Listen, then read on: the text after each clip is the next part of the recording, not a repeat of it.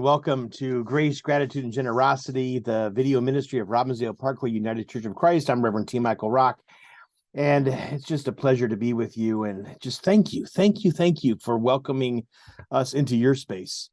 Today, I'm talking about this experience of non-duality. Part of the perennial tradition that we talk about every week is what is true for all time and all places.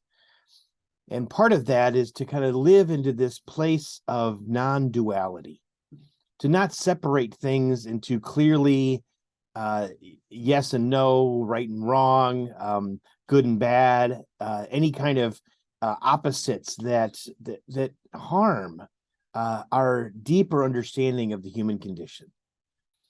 And this is hard because our ego always wants to, since we were children, wants to separate things, wants to define things, wants to create categories of things.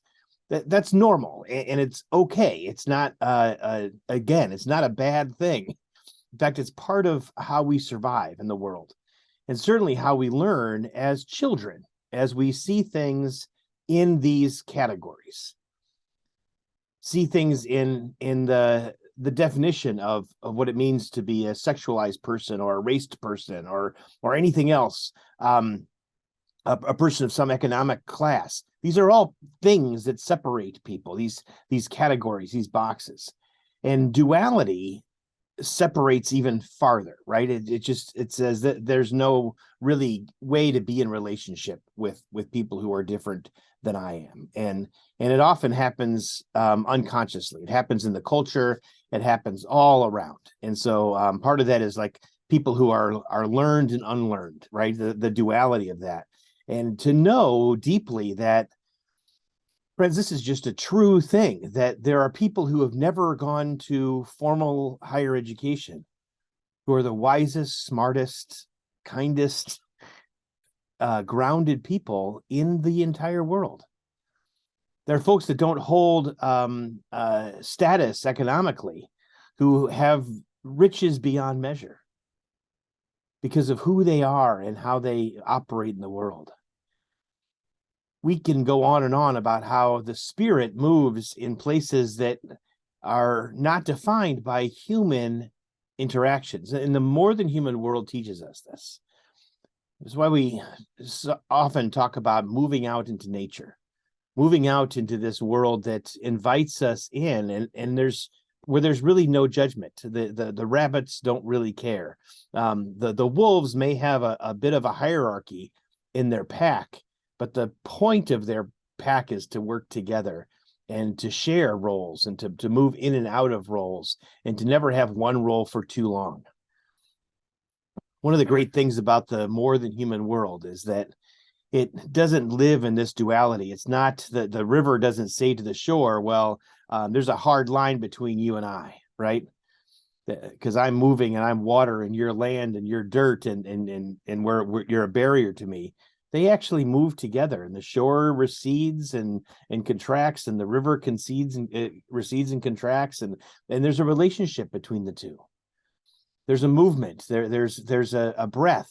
There's a way to understand each other. That's what happens out in nature in all kinds of places. We may think the trees are dying because there's no leaves on them, but underneath the earth and in the trunks, we know that there's movement of all kinds of liquid and sap and understanding of all of these elements that are out there in the world. Non-duality helps us to find a way of groundedness, to not have to judge other people, to not have to judge our experiences, that everything that we can experience can actually be something that we can learn from.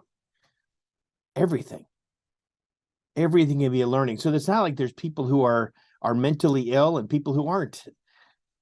We're all on this journey together to understand how our brain works, how our thinking works. And some of us have chemicals that help us to process information greater than others. But it doesn't judge that one is better than another. we kind of have patience and understanding and compassion for the way these different brains process information. We understand that the old binaries of that there are boys and girls, that's gone.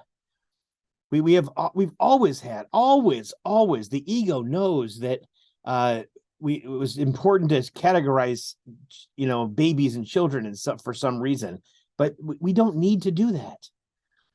We don't need to separate, because there's the whole idea of what is a boy or what is a girl.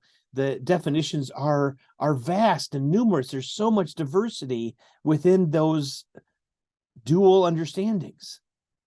And so we embrace that non-duality. We embrace the opening of what it means to be a gender, to all the different ways we can be gendered and to identify and all the different possibilities of our lives. And we don't have to fear any of that. We don't have to get defensive if somebody says, well, you're not a male in the right way or a woman in the right way. You can do what you are called to do. You can be authentic to yourself. You can listen to those voices in your own head and discover who you are, and to have a place where you can thrive and be wholly who you are.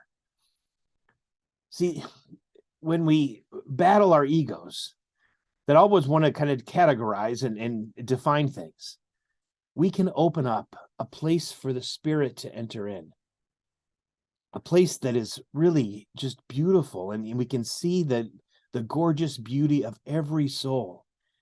And so when we do grace, gratitude, and generosity, we know that we're on a journey of non-dual thinking, non-dual understanding, that we can embrace all the variations and creativity and wonder that exists in your story and the stories of all people. And we don't have to get defensive about what that means to me, because it may mean something to somebody else. And so the point of this is to remember that deep listening and deep learning help us to move into deeper relationships. And that's where we meet one another in holy, grace-filled love.